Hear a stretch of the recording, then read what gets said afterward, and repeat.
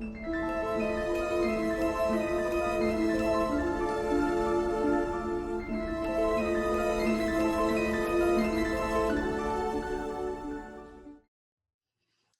and welcome to the 64 Doors. Today we're going to open door 10. Here we find the natural, and this is an archetype that is all about empowerment, self-respect, and naturalness. We're going to explore the natural from a human design perspective and a gene key perspective.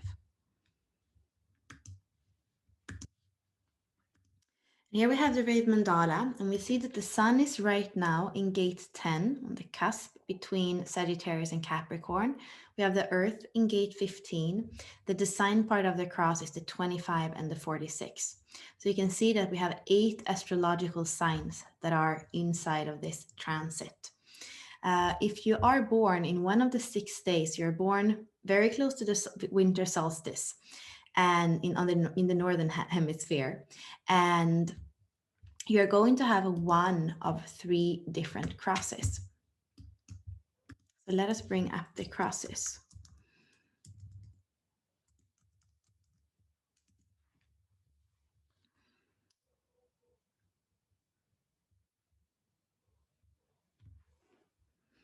So the first cross with the 10 in the personality sun is the cross of the vessel of love.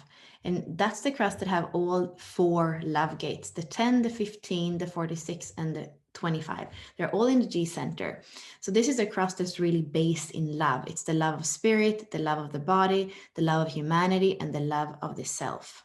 And it's all about embodiment of love.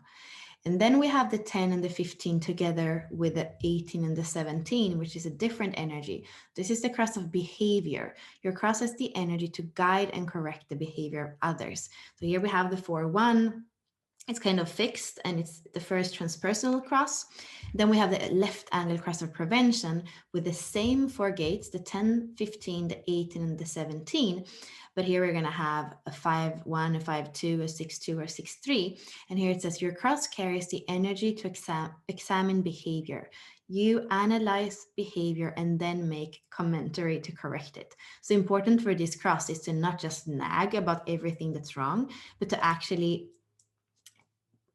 contribute with that energy of like, what is it? Not only like this is wrong, but like how to correct it. So if you have one of these 3 crosses, I would say you can make your gene key profile and read about each one of the keys, the 4 gates that make up the cross, and also learn in human design about each one of the gates, because that's going to help you to thread your own story. We say that the incarnation cross is 70% of who we are, together with the profile. So it's something that's important, has to do with our mission, our destiny. If you go back to the body graph and look at the standard view, you're going to see that we have the 10th gate that comes out of the G center. Like we said, the center has to do with love, direction, and identity. And it is pointing towards the splenic center in the 57, towards the sacral center in the 34, and we have towards the throat center in the 20th. So we look at the circuitry book. This is what we call the integration channels. And the integration channels are what makes us selfish, therefore ensuring our individual survival. Selfishness is actually a good thing, since if we didn't look after ourselves first, our species would soon die out. And it says people with definition in these channels are here to display self-love by putting themselves first. This is exemplified by I love myself in gate 10, I empower myself in gate 34 by listening to my intuition in gate 57, in the now, gate 20. Gate 10 is the gate of behavior of the self. It's treading. People whose lives are an expression of their uniqueness, the love of oneself. And in the 64 doors, the keywords are self-respect, empowerment, naturalness, authenticity, and inspires others to be their true selves. The internal motivator is I explore life true to my own nature and truth. And the Achilles heel is that it can be blamed for being self-centered. And this is exactly what we saw in the integration circuitry, that this is what the 10th is here to be, centered in its own truth and to be with people that can appreciate their way of shining. And we also have some melancholy in this case, because it is in the individual circuitry where there is melancholy. And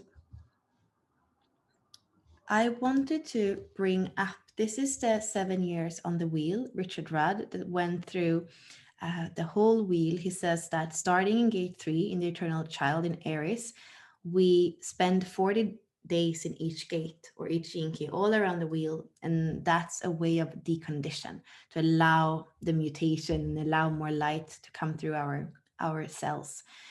So this 10, which is all the way in Capricorn, so we have been through most of the signs from Aries all the way to Capricorn. And it says, with the transit of the alchemical sun through the 10th, we finally begin to be freed from our self-obsession, concerned and fearful about their own survival and future. Most human beings live a half life. The 10 releases the gift of naturalness into our lives once again. We reclaim the same ease we felt as children, and at a higher level, we can even attain a state of pure being. So this really, we can already feel the gene key in here, although it's before Richard Rudd was even doing the gene keys. And it takes us to this state of being in gene key 10, which is the highest and most expansive frequency. The pathway is about naturalness, that's the human frequency. And the shadow frequency is about self-obsession. It's about being self-denying or being narcissistic, to not be able to be at ease. And we see how in the low frequency, in the wheel was opposite. It's the dullness or even the extremes of the 15, the wild woman that kind of goes into craziness instead of being natural and wild. And then we have magnetism and naturalness, fluorescence and being. In the I Ching, we have heaven. The geometry here is self-obsession is the entropy of dissatisfaction, naturalness is fresh vitality, being is the beauty of bliss. So we see heaven and lake. Lake, two programs of lake are building the 58, which is what you can see here, dissatisfaction, vitality, bliss. And two trigrams of heaven are building the first hexagram, and entropy, freshness, and beauty. And that is then, those together are becoming the 10th, self-obsession, naturalness, and being. And here, what it does is reflecting beauty through the natural expression of life. When we go into the astrology, we saw before that we have two different energies. One is mutable fire, the other is cardinal earth. So a very big shift from Sagittarius into Capricorn, from the seeker, philosopher, explorer into the wise elder, the teachers and the ancestors. It's about exploration and faith and going into humility and wisdom. In the low frequencies, we have fundamentalism and authoritarian, which is a little bit like what we are seeing right now in the world. You see that we're up here in the solstice. It's the longest night of the year in the northern hemisphere. The codon ring is also powerful. I wanted to read out to you some of the all of the keys actually that are in this codon ring. Is arginine, and it's a ring of humanity. And it says, wounded from the outset, you must battle with your shadows, overcome the limitations of your mind, surrender your need to control life, find your true self before you can awaken. If you go in and read it, you're going to see that these are all the keys. So wounded from the outset, 25. Battle with your shadows, 38. Overcome the limitation of your mind, 17. Surrender your need to control life, 21. Find your true self, 10. Before you can awaken, 51. So this is a very powerful one. And it says, you can see from this very profound grouping how deeply bonded we humans are by the same basic dramas. Many of the gene keys in this codon group concerns love and the human capacity to trust in the authority of the heart. The very blueprints of our human destiny and the future evolution of humankind lay coiled within this ring, along with the 6 essential human attributes, truly natural and inherent to our species.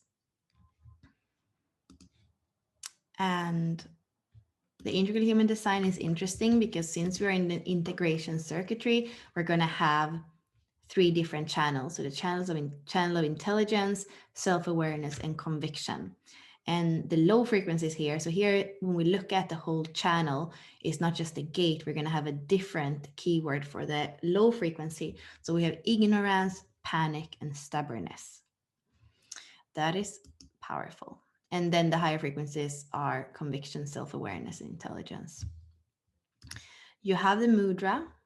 That is very simple for this one. You can buy the whole library on the Jinky website. And we also have Jane Addams, who is always doing her blog on the transits with a lot of different art. And here you have the dream arc with all the different animals. So this is absolutely something, and even the crystal, the stone for each one of them. This is an amazing opportunity this week to tune into our naturalness, to see what's aligned with our truth. Maybe this holiday season, you're going to be able to show a little bit more of your true colors, of what's good for you. Maybe for the first time in a long time, you have the possibility to stay where you are and not have to travel if that wasn't what you really longed for. Maybe you just can relax and be in your own element. It's a good week to look at where you tend to obsess or be self centered. Maybe you don't like to admit that you're wrong. And where does that come from? Maybe there are places where you're still playing the martyr. Why is that? And it's also a good week to see, that benefit of the doubt or that self-love or that compassion that you might give to others. Are you able to give that to yourself, or are you a critic, and do you have an inner critic that is always there telling you that things should be in a different way? So really come in, maybe look at your gene keys and your human design this week and see, am I living in alignment with my naturalness? What is my inner authority? What is my design? What's my aura type? What's my life's work? What's my purpose? Are you living in alignment with that true nature of yourself? Because you really have a new beginning starting very soon, the next year. So maybe it is the week where you can discern where you're needing course correction. And more than anything, to give you that self love. Maybe holidays are not about gifts and presents. Maybe it's really about giving yourself what you most long for right now. I'm looking forward to see you next week.